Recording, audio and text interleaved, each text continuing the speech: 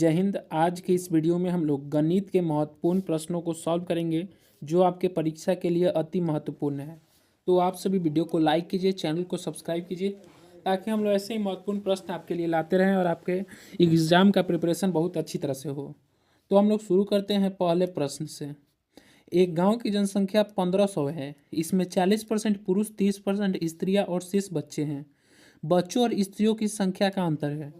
तो देखिए गांव की जनसंख्या कितना दिया गया है, 1500 दिया गया है, ठीक है। जिसमें से 40% क्या है, पुरुष है, पुरुष की संख्या 40%, स्त्री कितनी है 30%, और रेस्ट क्या है, बच्चे हैं, रेस्ट, ठीक है। अब 1500 का 40% बताना है हम लोग को। 1500 का 40% कितना होगा, कितना हो जाएगा, 600। 600 पुरुष हैं। अब यहाँ पे 1500 का 30%, तो 450 क्या है, स्त्री है, और रेस्ट 450 क्या है, बच्चे हैं। तो हम लोग को पूछ रहा है बच्चों और स्त्रियों की संख्या का अंतर। तो बच्चों की संख्या कितनी है, 450, स्त्री की संख्या है 450, तो दोनों का अंतर कितना हो जाएगा, 0 हो जाएगा। तो हमारा ऑप्शन 1 बिल्कुल करेक्ट आंसर हो जाएगा। Now next question. यदि किन्हीं दो संख्याओं का योग 110 है तो दोनों में बड़ी संख्या को छोटी संख्या से भाग देने पर क्रमशः भागफल और शेषफल 4 और 5 है। तो इनमें बड़ी संख्या बताना है हम लोग को। तो देखिए हम लोग दो संख्या x और y मान लेते हैं, जहाँ x क्या होगा, बड़ा होगा y से।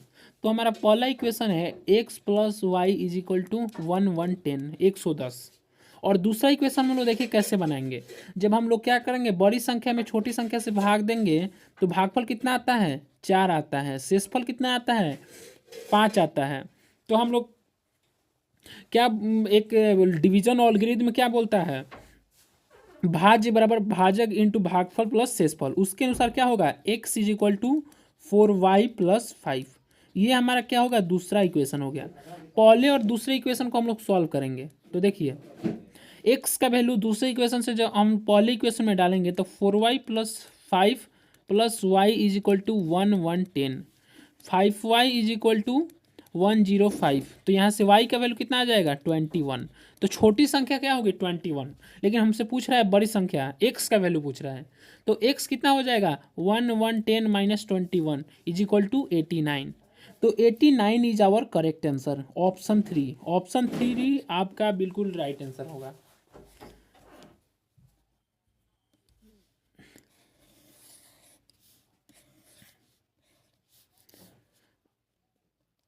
Now next question. Root x by x 1 minus x plus root 1 minus x by x is equal to 2 1/6। 2 1/6 को 13/6 हम लोग लिख सकते हैं, ठीक है। अब इसको हम लोग देखिए यहाँ पे सॉल्व करते हैं। तो इसको सबसे पहले हम लोग स्क्वायरिंग कर देंगे। तो स्क्वायरिंग कर देंगे, स्क्वायर बोथ साइड कर देंगे, तो इसको रूट रूट एक्स का स्क्वायर कितना हो जाता है, एक्स हो जाता है, ठीक है। रूट एक्स का स्क्वायर कितना हो जाएगा, एक्स। वैसे ही इसका स्क्वायर करेंगे तो कितना आएगा, x 1 minus x plus 1 minus x by x plus a square b square plus 2ab, 2a कितना होगा, root x 1 minus x into root 1 minus x by x is equal to कितना हो जाएगा, 13 का स्क्वायर होता है 169, और क्या होता है 6 का स्क्वायर 36। ये अमाउंट कट जाएगा।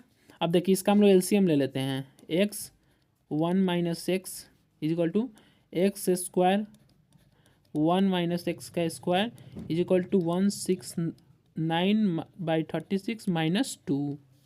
अब देखिए x minus x square plus 1 plus x square minus 2x is equal to 36, 169 minus 72।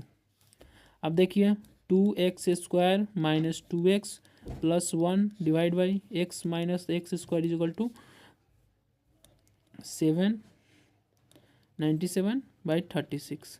Cross multiply कर देंगे। देखिएगा सबसे पहले ऊपर वाले को हम लोग इरेज कर लेते हैं।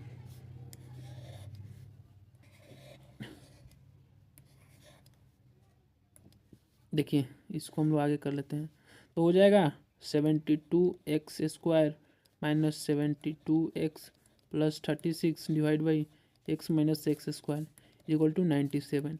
यहाँ से इस क्वाड्रेटिक को सॉल्व कर दीजिए और आप सभी आंसर क्या है कमेंट बॉक्स में बताइए। ये आपका क्या हो जाएगा SW हो जाएगा। ये क्या है एक क्वाड्रेटिक इक्वेशन है। इस क्वाड्रेटिक इक्वेशन को आगे क्या करना है क्रॉस मल्टीप्लाई करके सॉल्व कर देना है। तो solve it by yourself. CB number 1 ये हो जाएगा। इसको अपने से आप सॉल्व कीजिए।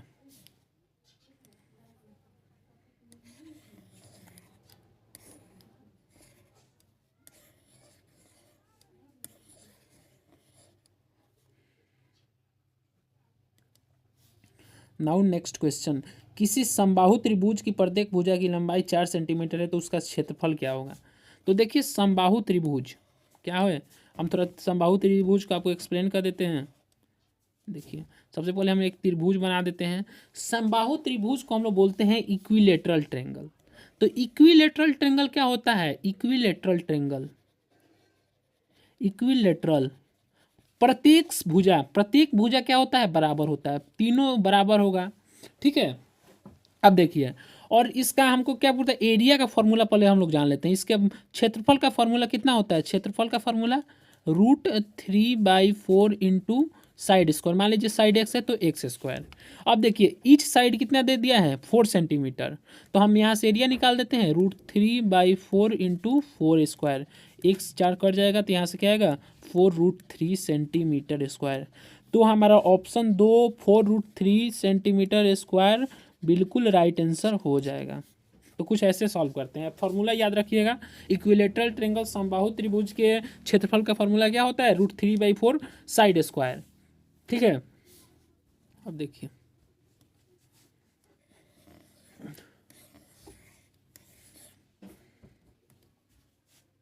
अब देखते हैं अगला प्रश्न। निम्न में वह छोटी से छोटी संख्या जिनमें 8192 से भाग देने पर भागफल पूर्ण घन बन जाए। हमको बताना है वह छोटी से छोटी संख्या बताना है।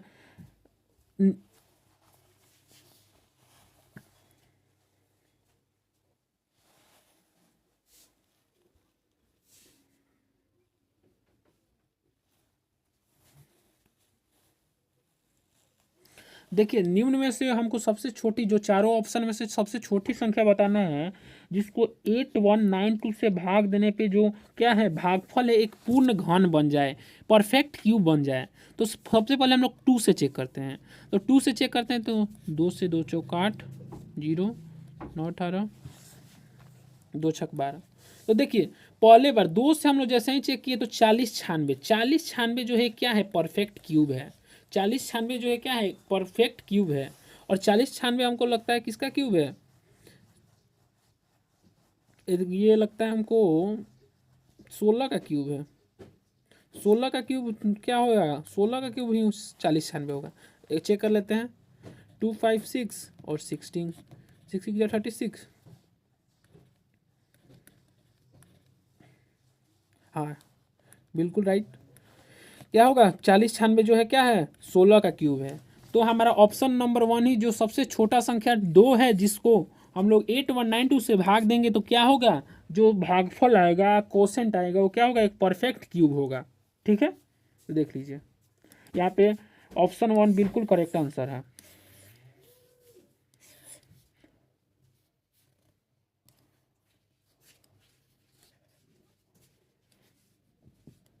नाउ नेक्स्ट क्वेश्चन,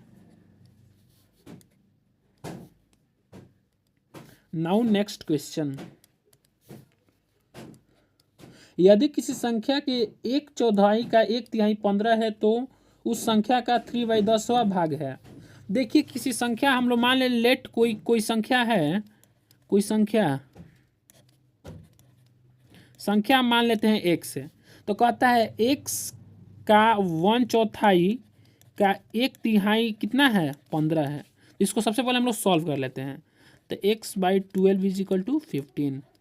तो x is equal to 15 into 12 कितना हो जाएगा, इसका मल्टीप्लिकेशन कितना हो जाएगा 150 प्लस 30 180। वो संख्या कितना हो जाएगा 180 होगा। और पूछ रहा है उस संख्या का 3/10वां भाग। तो 180 का 3/10वां भाग कितना होगा 54 54 54 जो होगा क्या होगा, उस संख्या का 3/10वां भाग। तो हमारा ऑप्शन 3 बिल्कुल राइट आंसर हो जाएगा।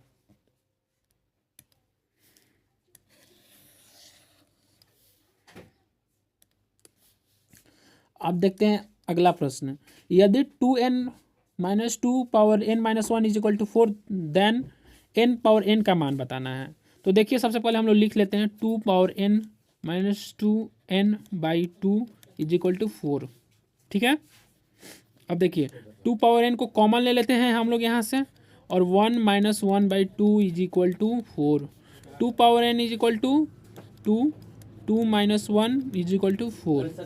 यहाँ से क्या होगा, 2n इज इक्वल टू 1/4 × 2 हो जाएगा। 2n इज इक्वल टू कितना हो जाएगा, 8 हो जाएगा। तो 2n इज इक्वल टू 2³ लिख सकते हैं। तो यहाँ से n का वैल्यू कितना हो जाएगा, 3 हो जाएगा। तो हमको n का पावर n का वैल्यू पूछता है, तो 3 का पावर 3 का वैल्यू कितना हो जाएगा, 27 होगा। 3 का क्यूब 27। तो हमारा कौन सा ऑप्शन राइट आंसर हो जाएगा, ऑप्शन 2 बिल्कुल राइट आंसर हो जाएगा। ऑप्शन 2 इज बिल्कुल करेक्ट।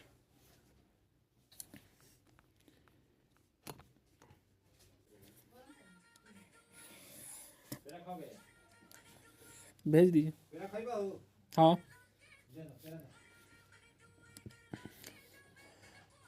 अगला प्रश्न।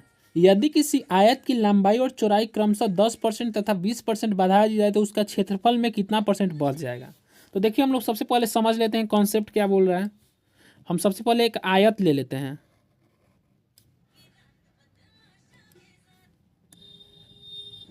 ये हमारा आयत हो गया, ठीक है।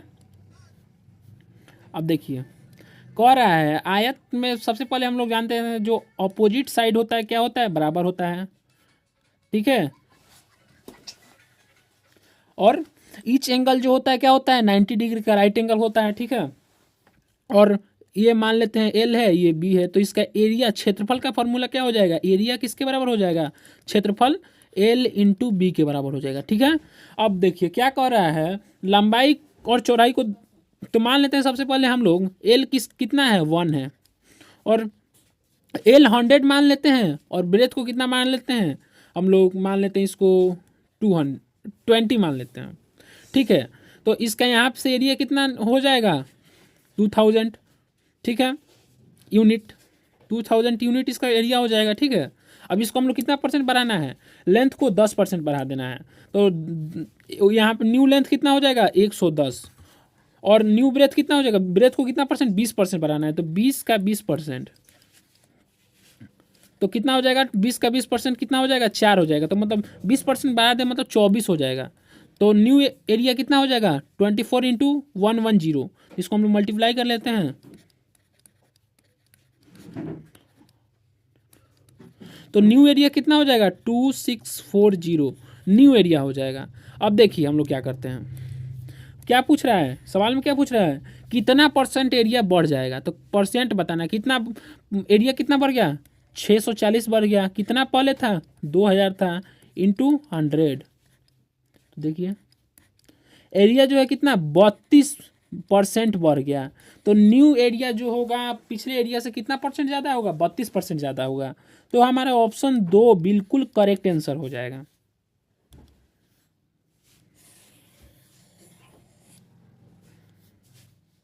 अब हम लोग देखते हैं नेक्स्ट क्वेश्चन।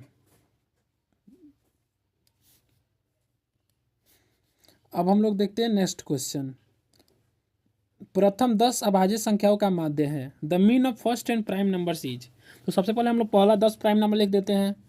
याद रखिएगा 1 ना ही प्राइम होता है, ना ही कंपोजिट होता है, ना ही भाज्य होता है, ना ही अभाज्य होता है। तो पहला सबसे छोटा अभाज्य संख्या 2 होता है, उसके बाद 3, उसके बाद 5, उसके बाद 7, उसके बाद 11, उसके बाद 13, उसके बाद 17, उसके बाद 19। कितना हुआ, 1 2 3 4 5 6 7 8। उसके बाद कितना होता है, 23 होता है। उसके बाद कितना होता है, 29 होता है। तो इसका हमको क्या बनाता है, प्रथम 10 अभाज्य संख्या का माध्य बताना है, मीन बताना है। तो सब कुछ सबसे पहले हम लोग जोड़ लेते हैं। 5 3 8 2 10 प्लस 17 कितना हो जाएगा, 27। 27 प्लस 13 कितना हो जाएगा, 27 प्लस 13 हो जाएगा कितना, 40। 40 प्लस 17 कितना हो जाएगा? 57। 57 प्लस 19, 19 कितना हो जाएगा? कितना हो जाएगा? 76। उसके बाद 23 कितना हो जाएगा? 99। और 99 प्लस 29 कितना हो जाएगा? 128। अच्छा, यहाँ पे हम लोग 10 ही जोड़े थे, 11 जोड़ना था, तो यहाँ पे +1 और कर देते हैं तो 129 हो जाएगा। ठीक है, अब 129 डिवाइड बाई 10 क्या हो जाएगा? इसका मीन हो जाएगा। मीन इसका माध्य क्या हो जाएगा? क्या हो जाएगा मीन? 12.9। तो 12.9 किस ऑप्शन में है? ऑप्शन नंबर 4 में है। तो हमारा ऑप्शन नंबर 4 बिल्कुल राइट आंसर हो जाएगा। Now we erase it.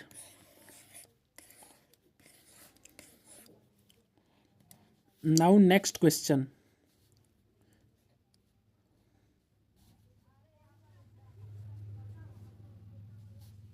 यदि x by 5 is equal to y by 8 है तो x plus 5 divide by y plus 8 बताना है हम लोग को। ठीक है, 8x is equal to 5y है। ठीक है,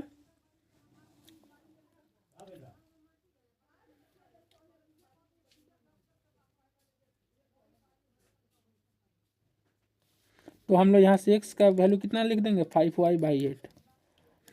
5y by 8 plus 5y plus 8, 8 5y plus 40।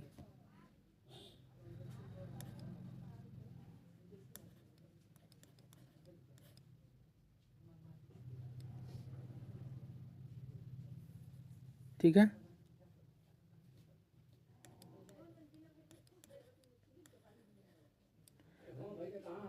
5/8 जो है क्या हो जाएगा? यहाँ से कॉमन निकालने पे बिल्कुल राइट आंसर हो जाएगा। तो ऑप्शन 2 बिल्कुल राइट आंसर हो जाएगा।